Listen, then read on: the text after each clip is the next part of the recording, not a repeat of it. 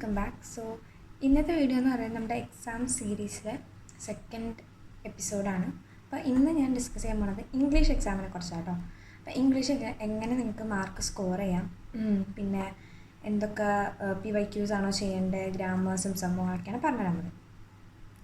അപ്പോൾ ഇംഗ്ലീഷിന് സത്യം പറഞ്ഞാൽ എൻ്റെ ഒരു ഒപ്പീനിയനിൽ ഞാൻ ഒരിക്കൽ പോലും ഇംഗ്ലീഷ് ഇരുന്ന് പഠിച്ചിട്ട് പോകണതല്ല. എനിക്ക് ഏറ്റവും സ്ട്രെസ്സ് കുറവുള്ള പരീക്ഷ എന്ന് പറയുന്നതാണ് ഇംഗ്ലീഷ്. ഞാൻ ഇഷ്ടത്തോടെ ചെന്ന് എഴുതുന്ന പരീക്ഷയാണ് ഇംഗ്ലീഷ്. അപ്പോൾ ഇംഗ്ലീഷ് നിങ്ങൾ എഴുതുന്ന സമയത്ത് നിങ്ങൾക്ക് എൻ്റെ ഒരു ഇതിൽ ജസ്റ്റ് നിങ്ങൾ ഭയങ്കര കൂളായിട്ട് ചെന്ന് പോയി എഴുതിയാൽ മതി. കാരണം എന്താ പറയുക, ഒരുപാട് പോർഷൻസ് നിങ്ങൾ അതായത് ടെക്സ്റ്റ് ബുക്ക് വായിച്ചിട്ട് തന്നെ നിങ്ങൾക്ക് ഒരുപാട് പോർഷൻസ് കവർ ചെയ്യാൻ പറ്റും. ഫസ്റ്റ് നിങ്ങൾ ചെയ്യേണ്ട കാര്യം എന്താണെന്ന് പറഞ്ഞാൽ ടെക്സ്റ്റ് ബുക്ക് വായിക്കലാണ്.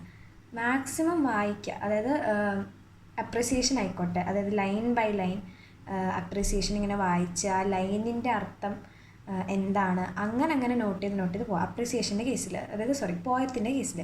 അപ്പോൾ നിങ്ങൾ ലൈൻ ബൈ ലൈൻ വായിച്ചിട്ട് ഓരോ ലൈനിൻ്റെയും അർത്ഥം നോട്ട് ചെയ്ത് പോവുക.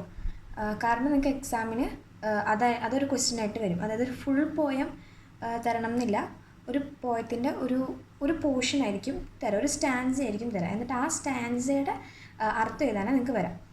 അപ്പോൾ നിങ്ങൾ എഴുതേണ്ടത് എങ്ങനെയാണെന്ന് വെച്ചാൽ ജസ്റ്റ് ആ സ്റ്റാൻസയുടെ മാത്രം അർത്ഥം എടുത്ത് എഴുതിയാൽ മതി, ആശയം എടുത്ത് എഴുതിയാൽ മതി, അപ്രിസിയേഷൻ എഴുതിയാൽ മതി. അപ്പോൾ അതിന് മുമ്പ് ജസ്റ്റ് നിങ്ങൾ എഴുതേണ്ട കുറച്ച് കാര്യങ്ങളുണ്ട്, ഇൻട്രോ പിന്നെ ഔട്ട്രോ. അപ്പോൾ ഈ രണ്ട് കാര്യങ്ങളും ഈ സ്റ്റാൻസയുടെ, അതായത് ഇൻട്രോ കൊടുക്കുക, അത് കഴിഞ്ഞിട്ട് നിങ്ങൾ എഴുതുന്ന ആ സ്റ്റാൻസയുടെ ആശയം എഴുതുക, എന്നിട്ട് ഔട്ട്രോ കൊടുക്കുക. ഇങ്ങനെയാണ് അതിൻ്റെ സ്ട്രക്ചർ എന്ന് പറയുന്നത്. പിന്നെ ഇൻട്രോയിലും ഔട്ട്രോയിലും വരുമ്പോൾ നല്ല വേർഡ്സ് നോക്കിയിട്ട് പോവുക, നല്ല സെൻറ്റൻസസ്, കുറച്ച് എന്താ പറയുക കടുങ്കട്ടി വേർഡ്സ് പറ്റുവാണെങ്കിൽ അതൊക്കെ നിങ്ങൾ പഠിച്ചിട്ട് പോവുക. കാര്യം എന്താണെന്ന് വെച്ചാൽ നമ്മുടെ ഇംഗ്ലീഷിലൊക്കെ മെയിനായിട്ട് നോക്കുന്ന കാര്യം നമ്മുടെ വൊക്കാബുലറിയാണ്, നമ്മുടെ ഇംഗ്ലീഷ് പ്രൊഫഷൻസി എന്നൊക്കെ പറഞ്ഞാൽ അതാണ് മെയിനായിട്ട് നോട്ട് ചെയ്യുന്നത്. അപ്പോൾ അതിന് വേണ്ടിയിട്ട് നിങ്ങൾ എന്ത് ചെയ്യുക, കുറച്ച് സെൻറ്റൻസസൊക്കെ നോട്ട് ചെയ്ത് പഠിച്ചിട്ട് പോവാം. അതായത് വേണമെന്നുണ്ടെങ്കിൽ നിങ്ങൾക്ക് ഓതറിനെ കുറച്ച്, ഇപ്പോൾ ഒരു പോയം എഴുതിയ ആ ഓതറിനെ കുറച്ച് വേണമെങ്കിൽ 2 ലൈൻ കാണപ്പാടം പഠിച്ചിട്ട് പോവാം.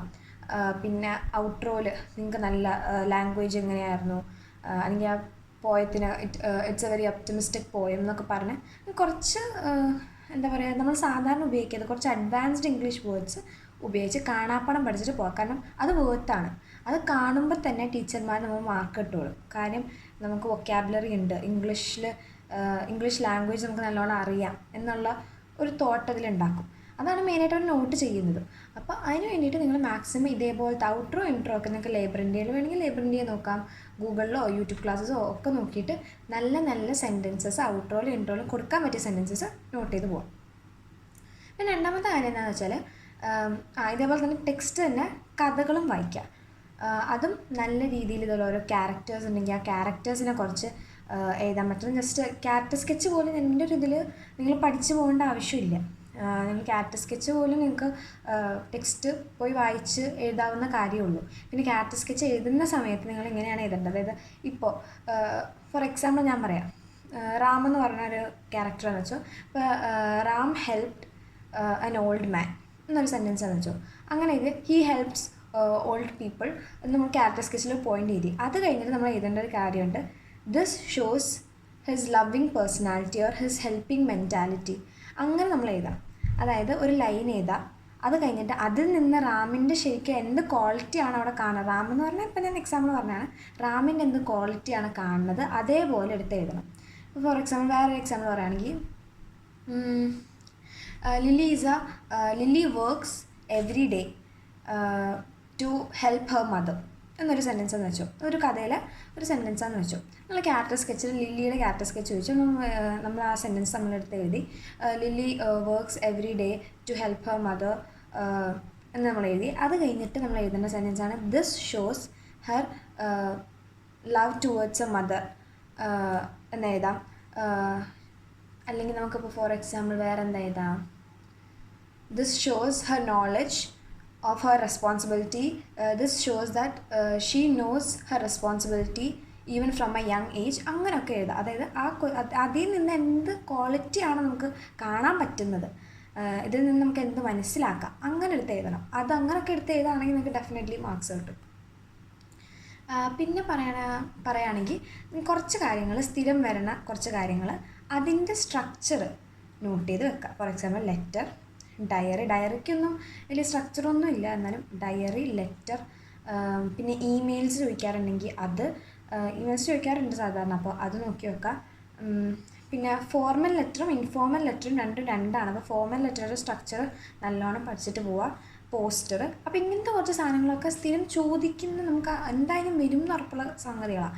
അതിൻ്റെയൊക്കെ സ്ട്രക്ചർ നല്ല രീതിയിൽ പഠിച്ചിട്ട് വൃത്തിയായിട്ട് പഠിച്ചിട്ട് പോകാം.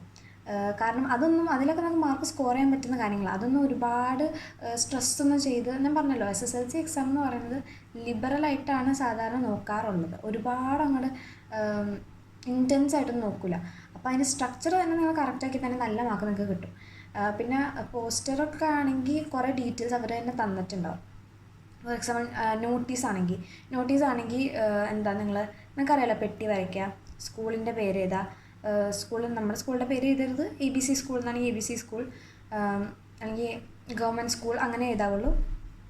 എന്നിട്ട് പ്ലേസിന് എഴുതാം, ഒന്നെങ്കിൽ പ്ലേസിന് എഴുതാം, അല്ലെങ്കിൽ വേറെ ഏതെങ്കിലും സ്ഥലത്തിൻ്റെ പേര് കൊടുക്കാം. അത് കഴിഞ്ഞിട്ട് എന്താ, ഡിയർ സ്റ്റുഡൻസ് ആണെങ്കിൽ ഡിയർ സ്റ്റുഡൻസ്, അല്ലെങ്കിൽ എന്താണ് ക്വസ്റ്റ്യനിൽ പറഞ്ഞേക്കുന്നത്, ഡിയർ ടീച്ചേഴ്സ് ആണെങ്കിൽ ഡിയർ ടീച്ചേഴ്സ്, പാരൻസ് ആണെങ്കിൽ പാരൻസ് എഴുതാം. ഇപ്പോൾ ഇനോഗ്രേഷൻ ഓഫ് ഇംഗ്ലീഷ് ക്ലബ്ബ് ആണെങ്കിൽ അവർ ഓൾറെഡി ചിലപ്പോൾ തന്നിട്ടുണ്ടാകും ഡേറ്റും സംഗതികളൊക്കെ, അതൊക്കെ ആണെങ്കിൽ അത് വെച്ച് എഴുതാം. നല്ലോണം ക്വസ്റ്റ്യൻ വായിക്കുക. കാരണം ക്വസ്റ്റ്യനിൽ അവർ സംഗതികൾ തന്നിട്ടുണ്ടെങ്കിൽ അതിനനുസരിച്ച് മാർക്ക് കിട്ടുള്ളൂ. പിന്നെ നമ്മൾ വേറെ ഡേറ്റും സ്ഥലമൊക്കെ എഴുതി കഴിഞ്ഞാൽ മാർക്ക് കിട്ടില്ല. ക്വസ്റ്റ്യൻ നല്ലോണം വായിക്കാം. എന്നിട്ടിപ്പോൾ നമ്മൾ ഏതാണ്, we are celebrating the inauguration of our English club on എന്ന് പറഞ്ഞ് ഡേറ്റ് എഴുതാം. പിന്നെ all are we kindly invite everybody, അല്ലെങ്കിൽ ഓൾ ആർ വെൽക്കം എന്ന് പറഞ്ഞ് എഴുതാം. അത് കഴിഞ്ഞിട്ട് വേണമെങ്കിൽ ആ പാരഗ്രാഫിൽ തന്നെ വേറെ ഡീറ്റെയിൽസ് കൊടുക്കാം. ഇറ്റ് സെലിബ്രേറ്റഡ് ഓൺ, ഇപ്പോൾ ഒരു ഡേറ്റ് 26 ഫെബ്രുവരി ആണെങ്കിൽ ഇപ്പോൾ 26 ഫെബ്രുവരി Monday at 9 o'clock at school auditorium, the function is inaugurated by school headmaster എന്നൊക്കെ പറഞ്ഞ് വേണമെങ്കിൽ പാരഗ്രാഫിൽ തന്നെ കൊടുക്കാം. അല്ലെങ്കിൽ നിങ്ങൾ സെപ്പറേറ്റ് ഒരു പെട്ടി വരച്ചിട്ട് ഡേറ്റ്, ഇത് ഇന്ന ഡേറ്റ്, പിന്നെ place, school auditorium, inaugurated by, അങ്ങനത്തെ സംഗതികളൊക്കെ കൊടുക്കാം. പിന്നെ എന്താ, വേറൊരു പെട്ടി വരച്ചിട്ട് പ്രോഗ്രാം ലിസ്റ്റ്, അതൊക്കെ നിങ്ങൾക്ക് ഇൻക്ലൂഡ് ചെയ്യാൻ പറ്റുന്ന കാര്യങ്ങളാണ് കേട്ടോ. പ്രോഗ്രാം ലിസ്റ്റ്, ഇനോഗ്രേഷനൊക്കെ ആണെങ്കിൽ, അല്ലെങ്കിൽ സെമിനാറൊക്കെ ആണെങ്കിൽ നിങ്ങൾക്ക് വേണമെങ്കിൽ അത് കൊടുക്കാം. അതായത് എന്തൊക്കെയാണ്, അല്ലെങ്കിൽ ഇതിൽ ആനുവൽ ഡേ ഒക്കെ ആണെങ്കിൽ നിങ്ങൾക്ക് പ്രോഗ്രാം ലിസ്റ്റ് കൊടുക്കാം. അതായത് വെൽക്കം സ്പീച്ച്, പിന്നെ പ്രയർ ആരാണ്, വോട്ട് ഓഫ് താങ്ക്സ്, അങ്ങനത്തെ കുറച്ച് കാര്യങ്ങളൊക്കെ ഉണ്ടല്ലോ. വെൽക്കം സ്പീച്ച്, പ്രയർ, ഇനോഗ്രേഷൻ, പിന്നെ അതുപോലെ വോട്ട് ഓഫ് താങ്ക്സ്, പിന്നെ നാഷണൽ ആന്തം, അങ്ങനത്തെ കുറച്ച് കാര്യങ്ങളൊക്കെ കൊടുത്തിട്ട് അതിപ്പോൾ ആരാണ്, ഇപ്പോൾ പ്രയർ ആണെങ്കിൽ school choir, inauguration by chief guest ആരാണ് അത് അയാൾ, വോട്ട് ഓഫ് താങ്ക്സ് ആണെങ്കിൽ സ്കൂൾ സെക്രട്ടറി എഴുതാം, അല്ലെങ്കിൽ ഹെഡ് മാസ്റ്റർ എഴുതാം, അങ്ങനെയൊക്കെ. അപ്പോൾ അങ്ങനത്തെ ഡീറ്റെയിൽസ് ഒക്കെ കൊടുത്തിട്ട് സ്ട്രക്ചർ നല്ലോണം പഠിച്ച് പോവാം. അതിൽ അതിൽ കോമ്പൻസേറ്റ് ചെയ്യരുത്, നല്ലോണം വൃത്തിയായിട്ട് നോക്കിപ്പോവാം. പിന്നെ ഉള്ള സെക്ഷൻ എന്ന് പറയുന്നത് ഗ്രാമറാണ്. ഗ്രാമറും നിങ്ങൾ മാക്സിമം PYQs ചെയ്യുക. നിന്നോട് ഒരു കുട്ടി ചോദിച്ചു ഫ്രേസൽ വേർബ്സിൻ്റെ കാര്യം. ഫ്രേസൽ വേർബ്സ് എന്ന് പറഞ്ഞാൽ സ്ഥിരം വരുന്ന കുറച്ച് ഫ്രേസൽ വേർബ്സ് ഉണ്ട് ശരിക്കും പറഞ്ഞാൽ. ഞാനൊക്കെ ആ ഫ്രേസൽ വേർബ്സാണ് പഠിച്ചിട്ട് പോയത്. ഞങ്ങൾക്കിപ്പോൾ സ്കൂളിൽ കുറച്ച് ഫ്രേസൽ വേർബ്സ് തന്നിട്ടുണ്ടായിരുന്നു. അത് സ്ഥിരം ചോദിക്കുമായിരുന്നു. ഇങ്ങനെ മോർണിംഗ് തന്നെ അത് ചോദിക്കും. അങ്ങനെയൊക്കെയാണ് ഞാനത് ബൈ ഹാർട്ടാക്കിയത്. നിങ്ങളെന്താ ചെയ്യേണ്ടതെന്ന് വെച്ചാൽ കുറച്ച് ഫ്രേസൽ വേർഡ്സ് ഉണ്ട്, അതിനപ്പുറത്തോട്ട് അത് വരില്ല. ഇപ്പോൾ എനിക്കിപ്പോൾ ഒന്നും ഓർമ്മ വരുന്നില്ല, പക്ഷേ കുറച്ച് വേർഡ്സ് ഉണ്ടല്ലോ, പുട്ട് ഓഫ്, പുട്ട് ഓൺ എന്നൊക്കെ പറഞ്ഞിട്ട് കുറച്ച് കാര്യങ്ങളുണ്ട്, കുറച്ച് വേർഡ്സ് ഉണ്ട്. അതിനപ്പുറത്തോട്ടൊന്നും റിപ്പീറ്റഡായിട്ട് ചോദിക്കേണ്ട അപ്പുറത്തോട്ടൊന്നും സാധാരണ വരാറില്ല. അപ്പോൾ അത് നിങ്ങൾ കണക്ട് ചെയ്ത് പഠിച്ചു നോക്കാം. അങ്ങനെ പഠിക്കുമ്പോൾ ഓർമ്മയിൽ നിൽക്കും. പിന്നെ അത് പഠിക്കാനുള്ള എളുപ്പ വഴി എന്ന് പറയുന്നത് നമ്മൾ തന്നെ സെൻറ്റൻസസ് ഉണ്ടാക്കാമെന്നാണ്. അതാണെങ്കിൽ പുട്ട് ഓൺ ദിസ് ഡ്രസ്, അപ്പോൾ നമുക്ക് മനസ്സിലാവും. ഓക്കെ, അങ്ങനെ സെൻറ്റൻസസ് ഉണ്ടാക്കി പഠിക്കുക. അപ്പോൾ നമുക്ക് മനസ്സിലാമെങ്കിൽ പുട്ട് ഓഫ് ദാറ്റ് ഫയർ, അപ്പോൾ ഓക്കെ എക്സ്റ്റിങ്ക്വിഷ് എന്നാണ് പുട്ട് ഓഫിൻ്റെ അർത്ഥം. അപ്പോൾ അങ്ങനെ സെൻറ്റൻസ് ഉണ്ടാക്കി പഠിക്കുമ്പോൾ പിന്നെ നമുക്ക് അതിൻ്റെ അർത്ഥം മനസ്സിലാവും. അപ്പോൾ അർത്ഥം മനസ്സിലാക്കി സെൻറ്റൻസ് ഉണ്ടാക്കി പഠിച്ചു കഴിഞ്ഞാൽ നമുക്ക് കുറച്ചും കൂടി അത് ഓർത്തെക്കാൻ സഹായിക്കും. അപ്പോൾ അങ്ങനെയാണ് ഗ്രാമർ നോക്കേണ്ടത്. പിന്നെ എഡിറ്റിങ്ങും ഇതെല്ലാം നല്ലോണം വായിച്ച് ഇതേപോലെ കുറേ പ്രോബ്ലംസ് കുറേ PYQs ചെയ്ത് തന്നെ നോക്കാം. അതൊക്കെ പിന്നെ PYQs ചെയ്യുമ്പോൾ നമുക്ക് തെറ്റിയാലും കുഴപ്പമില്ല, നമുക്ക് ഫിക്സ് ചെയ്യാം. പക്ഷേ എക്സാമിന് നമുക്ക് ഒരു പ്രാവശ്യം എഴുതി കഴിഞ്ഞാൽ പിന്നെ ഫിക്സ് ചെയ്യാൻ പറ്റില്ലല്ലോ. അപ്പോൾ മാക്സിമം PYQs ചെയ്യാം. പിന്നെ വേറെ ഗ്രാമറായിട്ട് റിപ്പോർട്ടഡ് സ്പീച്ച് വരുന്നുണ്ടെങ്കിൽ അത്, അപ്പോൾ റിപ്പോർട്ടഡ് സ്പീച്ചൊക്കെ അതിൻ്റെ റൂൾസൊക്കെ എന്താണ് അതൊക്കെ നോക്കി പോവുക. കുറച്ച് കേസസൊക്കെ കുറച്ച് എന്താ പറയുക ട്വിസ്റ്റഡ് ആയിട്ടൊക്കെ ഇടയ്ക്ക് തരാം. അപ്പോൾ അങ്ങനെയൊക്കെ ഉണ്ടെങ്കിൽ അതൊക്കെ നോക്കി പോവുക. എന്തൊക്കെയാണ് ശ്രദ്ധിക്കേണ്ടത്, ഓരോ ഇങ്ങനെ റൂൾസ് ഉണ്ടല്ലോ, നിയമങ്ങൾ, അതനുസരിച്ച് അങ്ങനെ തന്നെ പഠിച്ചു പോവുകയാണെങ്കിൽ എളുപ്പത്തിൽ കിട്ടും. പിന്നെ പിന്നെ അപ്രീസിയേഷൻ തന്നെ ഒരു കാര്യം കൂടിയുണ്ട്. അതായത് മിക്ക വർഷം ഉണ്ടാവാറുണ്ട് ഇംഗ്ലീഷിൽ ഒരു പോയം നമുക്ക് ഔട്ട് ഓഫ് സിലബസ് ഒരു പോയം തന്നിട്ട് അതിൻ്റെ അപ്രീസിയേഷൻ ചോദിക്കാറുണ്ട്. അതൊക്കെ നിങ്ങൾക്ക് എഴുതാം സത്യം പറഞ്ഞാൽ. കാരണം അവിടെ നമ്മുടെ പേഴ്സ്പെക്റ്റീവിൽ നിന്നാണ് എഴുതുന്നത്. അപ്പോൾ അതിനൊക്കെ നമുക്ക് മിക്കവാറും മാർക്ക് അവർ തരും. അതുകൊണ്ട് നിങ്ങൾക്ക് എന്താണ് ആ പോയം വായിച്ചിട്ട് തോന്നുന്നത് അതാണ് നിങ്ങളവിടെ എഴുതുന്നത്. സോ അങ്ങനെ എഴുതുകയാണെങ്കിൽ നിങ്ങൾ എന്തൊക്കെ ഇൻക്ലൂഡ് ചെയ്യണമെന്ന് വെച്ചാൽ, ആദ്യം ഇന്ന ഓതർ തന്നിട്ടുണ്ടാവുമല്ലോ, അപ്പോൾ ഇന്ന ഓതറുടെ കവിതയാണ്, കവിതയിലെ തീം എന്താണെന്ന് എഴുതാം. പിന്നെ എന്താണ് കവിതയിൽ ജസ്റ്റ് ഷോർട്ടാക്കി എന്താണ് ഈ കവിതയിലൂടെ പറയുന്നത്. അല്ലെങ്കിൽ ഫോർ എക്സാമ്പിൾ ഇപ്പോൾ പാരൻസിൻ്റെ ലവ് ആണെന്ന് വെച്ചോളൂ, അതായത് parents care of parents towards there children ആണെന്ന് വെച്ചോ. അപ്പോൾ അങ്ങനെയൊക്കെ ആണെങ്കിൽ അതാണ് അതിൻ്റെ ടോപ്പിക് എന്ന് എഴുതാം. അത് കഴിഞ്ഞിട്ട് പോയത്തിൻ്റെ ലൈൻ ബൈ ലൈൻ അർത്ഥം എഴുതുക. അത് കഴിഞ്ഞിട്ട് അത് ഒരു സെൻറ്റൻസാക്കി ഒരു പാരഗ്രാഫാക്കി എഴുതുക. അതിൻ്റെ താഴെ പിന്നെ നിങ്ങൾ കൊടുക്കേണ്ടത് ഇതിൽ നിന്ന് എന്താണ് നമുക്ക് മനസ്സിലായത്.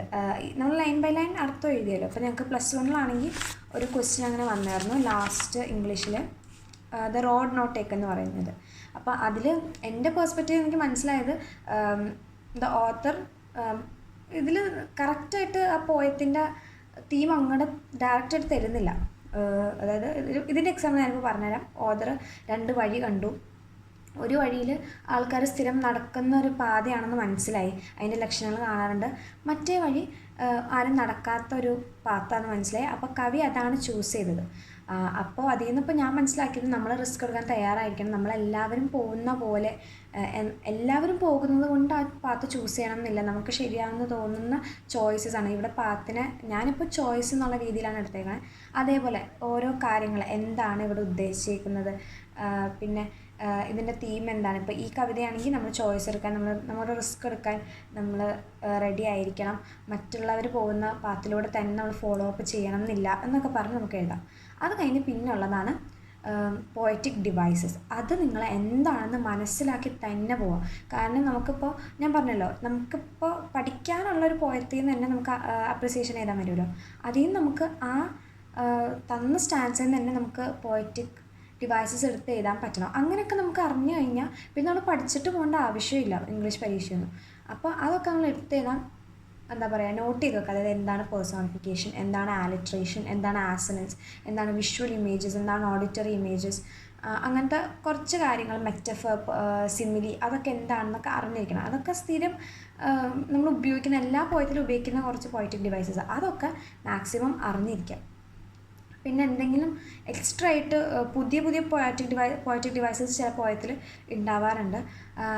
അപ്പോൾ അത് ഉണ്ടെങ്കിൽ അത് പ്രത്യേകം നോട്ട് ചെയ്ത് വെക്കുക. പിന്നെ റൈം സ്കീം, പിന്നെ ഡയലക്റ്റൊക്കെ വരാറുണ്ട്. അപ്പോൾ അതൊക്കെ നോട്ട് ചെയ്ത് അത് ഒന്നില്ലെങ്കിൽ കാണാപ്പാടം പഠിക്കും. ഞാൻ കാണാപ്പാടം പഠിക്കുന്നത് പറയുന്നില്ല, പോയം കണ്ടിട്ട് നമുക്കതെടുത്ത് എഴുതാൻ പറ്റണം. അപ്പം എന്താണ് ഈ സംഭവങ്ങൾ എന്നൊക്കെ മനസ്സിലാക്കിയാൽ മതി. ഫോർ എക്സാമ്പിൾ സിമിലി ആണെങ്കിൽ ലൈക്കോ ആസ് വന്നിട്ട് കമ്പയർ ചെയ്യണതാണ്. മെറ്റഫർ ആണെങ്കിൽ കമ്പാരിസൺ തന്നെയാണ്, പക്ഷേ അവിടെ ലൈക്കോ ആസോ വരുന്നില്ല. അതായത് he is like a lion in the battle field, അവിടെ ലൈക്ക് വന്നുകൊണ്ട് അവിടെ അത് സിമിലിയാണ്. He is a lion in the battle field എന്ന് പറഞ്ഞാൽ അവിടെ ലൈക്കോ ആസോ വരുന്നില്ല, പക്ഷേ അവിടെ കമ്പാരിസൺ ആണ്. അപ്പോൾ അത് മെറ്റഫറാണ്.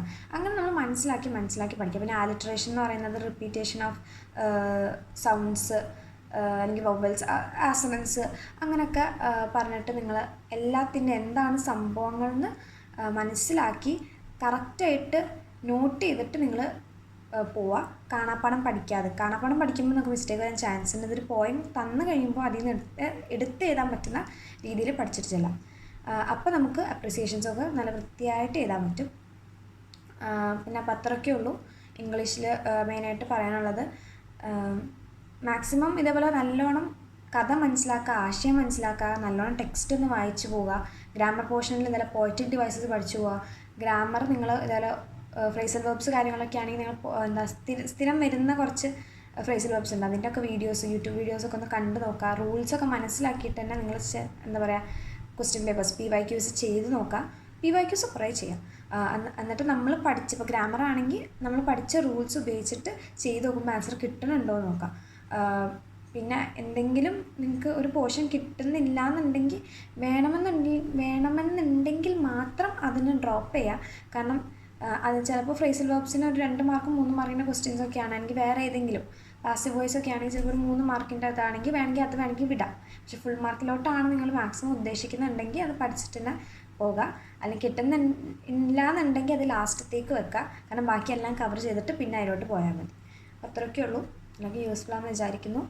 ഇനി നെക്സ്റ്റ് സബ്ജക്റ്റായിട്ട് ഒരു വീഡിയോ അപ്ലോഡ് ചെയ്യുന്നതായിരിക്കും കേട്ടോ. Thank you.